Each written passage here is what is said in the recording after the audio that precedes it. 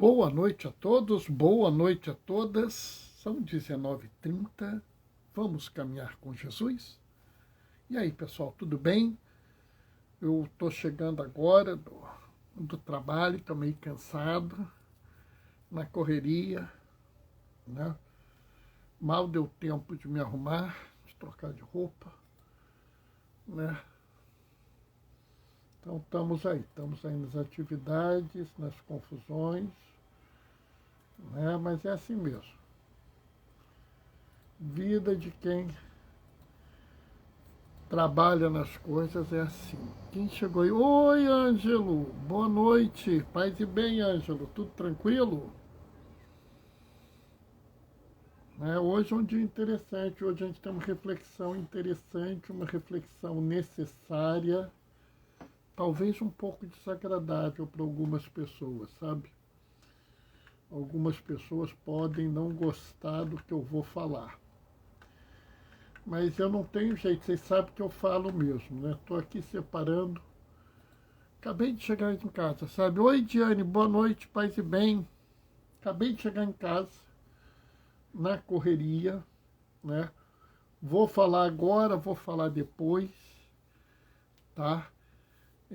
Amanhã não tem live. Amanhã eu tenho a felicidade de ir ao encontro de duas pessoas que eu preparei para o batismo, né? Duas mulheres adultas que eu preparei para o batismo, também de 4 padrinhos, 2 padrinhos e 2 madrinhas maravilhosos que eu preparei pelo bem para serem padrinhos e madrinhas.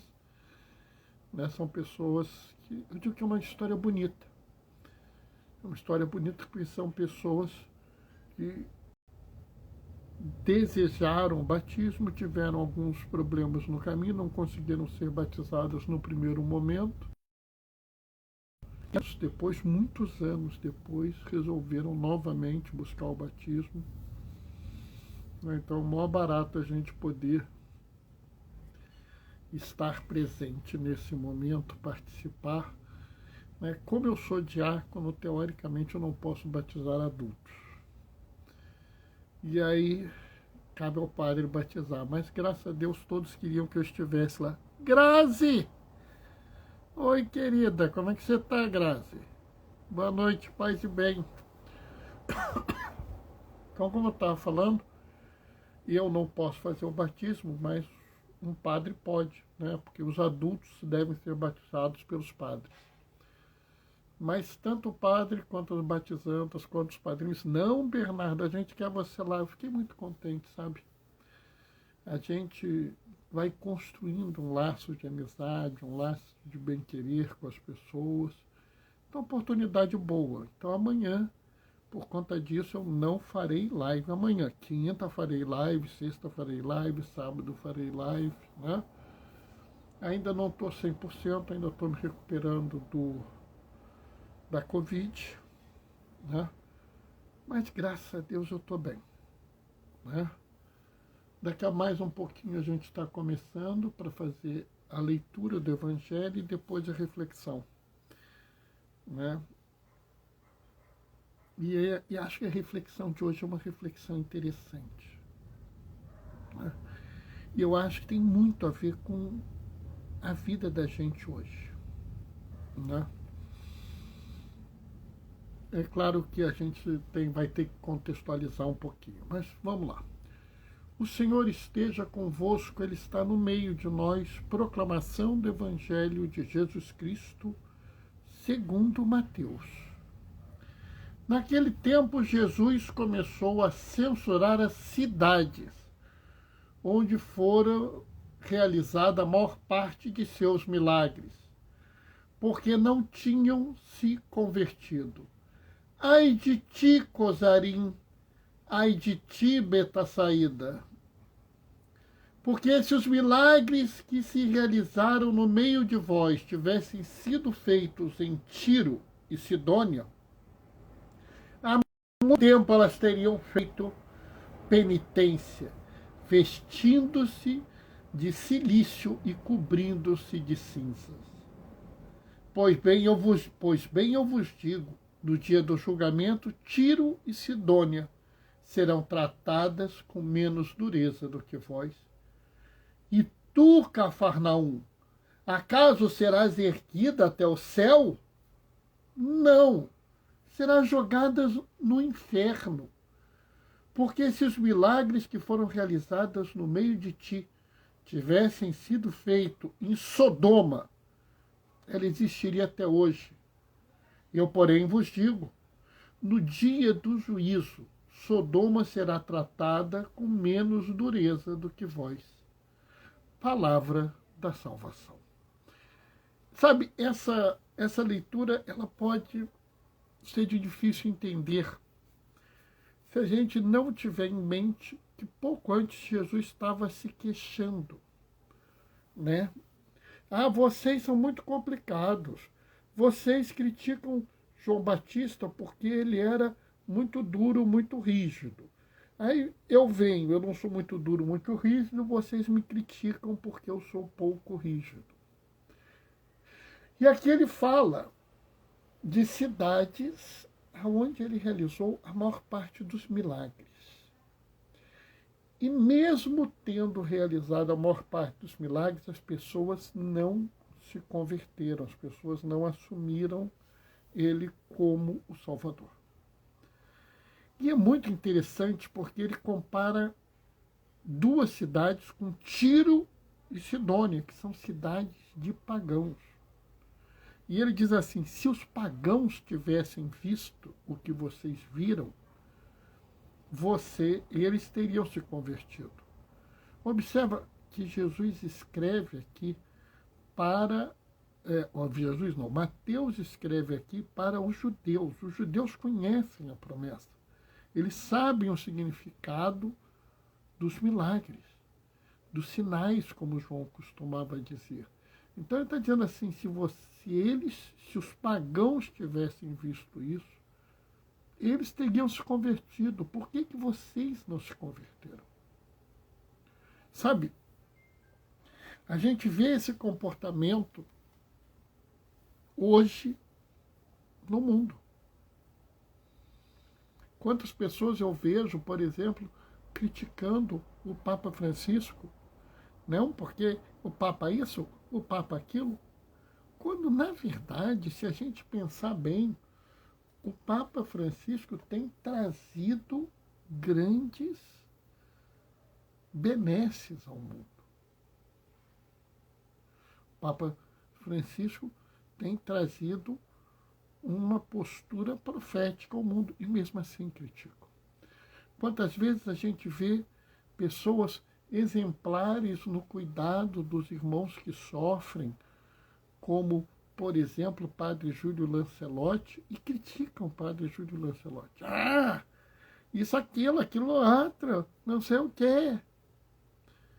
É impressionante como algumas pessoas parecem estar cegas para o reino. A visão de reino de Deus que eles têm é tão forte na cabeça deles que eles estão cegos para o próprio reino de Deus.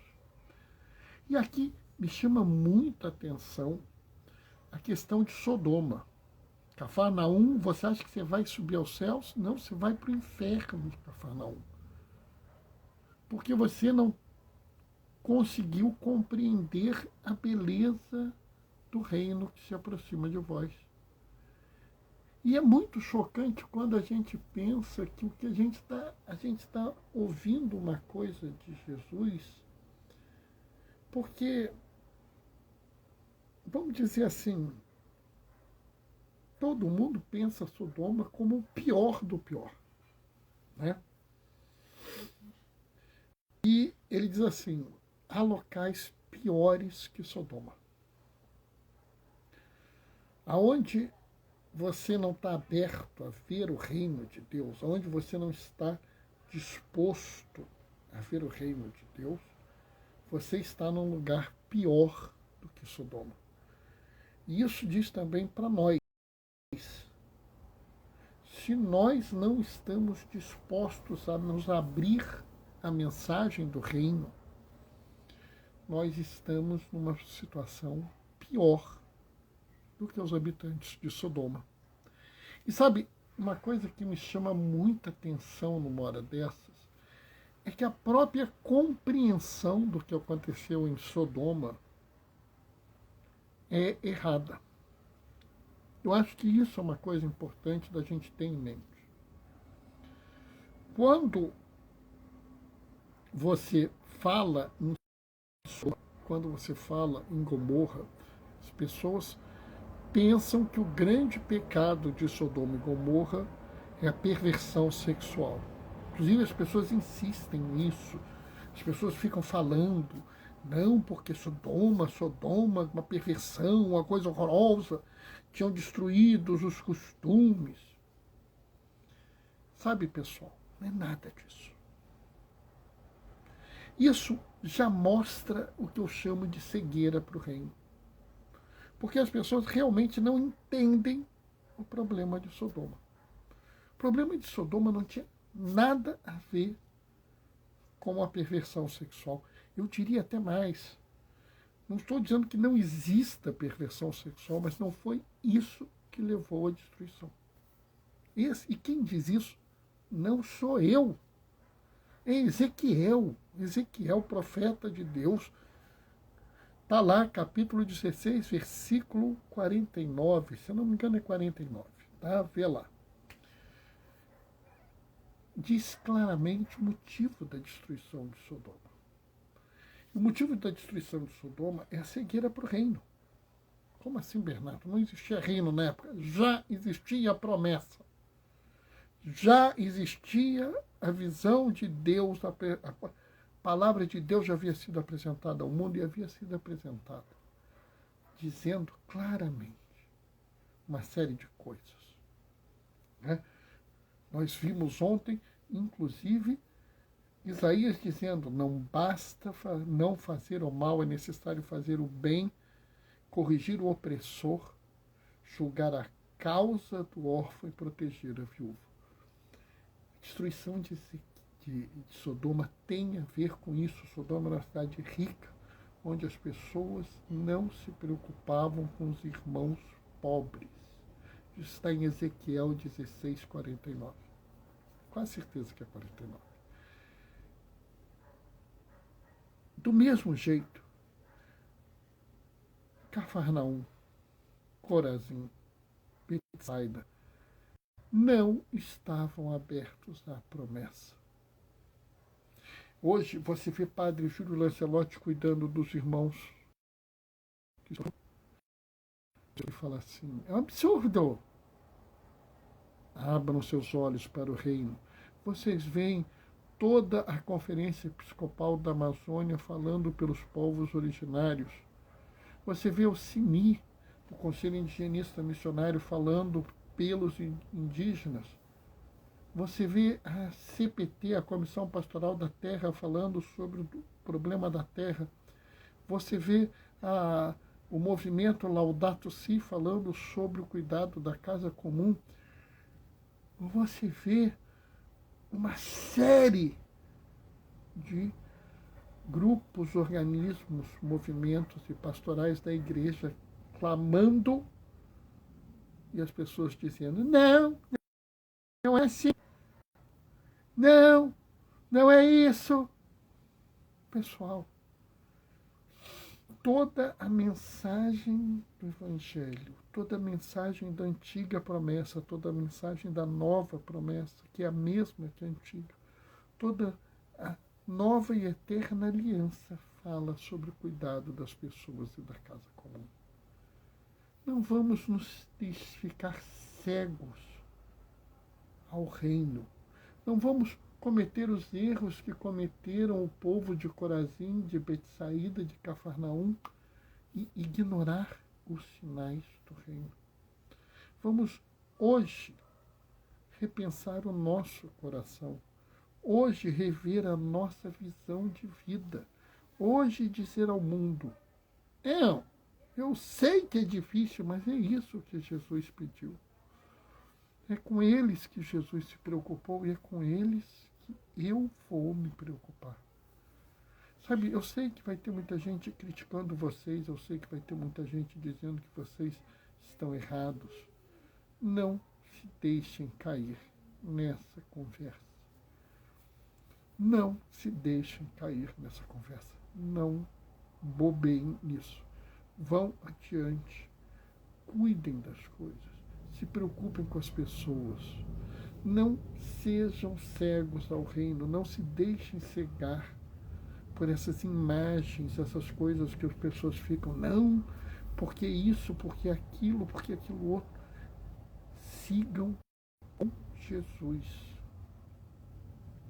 Sabe, pessoal, eu fico vendo como tem gente que ignora o que é dito. Como tem gente que trabalha as questões da fé de formas equivocadas. Sabe, a gente não tem um compromisso passivo no mundo. A nossa proposta é muito mais do que não fazer o mal. A gente tem que fazer o bem. Os milagres não são mais necessários, porque nós já acreditamos que Jesus é Deus. Nós agora temos que ser, vamos dizer assim, a presença do Espírito Santo encarnado. Ou seja, Jesus subiu ao céu e deixou o Espírito Santo para nos levar adiante. Nós temos que ser essa presença. As pessoas têm que olhar e falar, existe um espírito de amor no mundo. Existe alguma coisa que nos leva adiante. E é isso que somos nós. É só seguir a lei, amar ao próximo. Sim, Ângelo, eu acho que sim. Eu acho que sim. É só seguir a lei de amar ao próximo. Né? Na verdade, se a gente seguir aquele mandamento que a gente ama o Senhor, seu Deus, com todo o nosso coração, com toda a nossa alma, com toda a nossa força e todo o nosso entendimento, e ao próximo como a nós mesmos, a gente estaria muito bem. Sabe, eu acho que essa é a essência. Né? Aí vem o pessoal e começa a pôr um monte de frozô nas coisas. Né? Outro dia eu vi uma pessoa que chegou atrasada na missa 5 minutos, eu estava lá ainda, né? Porque eu ia sair para fazer a celebração da palavra na favela, e o pessoal, e ela virou para mim, diácono, eu cheguei atrasada 5 minutos, mas é porque eu não podia sair de casa enquanto não chegasse a pessoa para ficar com meu esposo que está acamado. Minha filha, vai para a missa tranquila. Você não está atrasada. Como alguém pode estar tão perturbado assim? O que é mais importante em a missa? Cuidar do esposo. Cuidar do esposo, ela fez certo. Para isso ela se atrasou um pouco, para a missa se atrasou. Melhor se atrasar a missa do que não cuidar da pessoa doente. Jesus, no fim dos tempos, não vai virar para você e falar assim, vinde bendito do meu Pai, porque você veio à missa todo domingo na hora certa. Não. Ele vai dizer para você, vinde bendito do meu Pai, porque estive doente e me visitaste. Vinde bendita do meu Pai, porque naquele dia você se atrasou na missa para cuidar de seu esposo. Vinde, vinde, amado do meu Pai, porque protegestes aquele mendigo, deste-lhes a ele um pouquinho de conforto. Vinde, amada do meu Pai, porque cuidastes daquele que estava sedento, deu um pouco d'água. Vinde, amados do meu Pai, que protegeram a floresta daqueles que queriam destruí-la, os animais daqueles que queriam exterminá-los, que garantiram as nascentes do rio, que cuidaram e protegeram das comunidades perseguidas, sejam os negros, os pobres, os irmãos LGBT, sejam quem foram, vocês protegeram os estrangeiros, acolheram suas casas.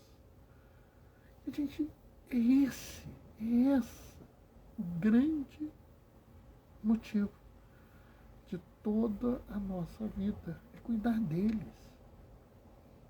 Os órfãos e viúvas do nosso tempo não são só os órfãos e viúvas, são os estrangeiros, são os perseguidos, são as vítimas da injustiça, da violência, né?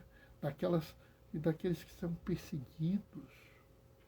E se a gente não hoje olhar isso, a gente vai ter a desagradável surpresa da gente ter a mesma situação. A situação de termos vistos milagres fantásticos, mas não termos nos convertido. Eu sei que o caminho que eu proponho é difícil, mas vale a pena caminhar com Jesus. Amém? Bom, pessoal, hoje foi a reflexão, espero que ela tenha sido agradável, espero que ela perturbe um pouco vocês, né? Volto a dizer, amanhã não temos a live, porque eu vou ter esse agradável compromisso, um compromisso muito agradável de estar junto de meus irmãos, de duas irmãs, né? E os irmãos e irmãs, padrinhos e madrinhas, né? Então, duas irmãs que serão batizadas amanhã e que eu tive o prazer de preparar, não só as duas, mas também os padrinhos e as madrinhas, me chamaram. Bernardo, venha participar do batismo com a gente. Eu fiquei tão contente, então vou estar lá. Né? Então amanhã não tem live, que não impede da gente garantir que quinta-feira tem live. A gente vai se encontrar quinta-feira, tá? Bom, vou me despedir deixando a minha bênção. O Senhor esteja convosco. Ele está no meio de nós. Por intercessão de Damião de Molokai, desça sobre vós e permaneça para sempre. A bênção do Deus Todo-Poderoso no amor. Ele que é Pai, Filho e Espírito Santo. Muito bom compreender a palavra. Fico muito feliz. Que bom, Ângelo. Que bom que você gostou. Que bom. Obrigado, Ângelo. Pessoal, se cuida, se protege. Se você não está com a vacina em dia, toma a vacina. Se você precisa usar máscara, se você puder, usa a máscara. Quanto melhor a máscara, melhor para você. Tá? A gente se vê quinta-feira. Até lá. Beijos e bênçãos. Tchau, tchau, pessoal.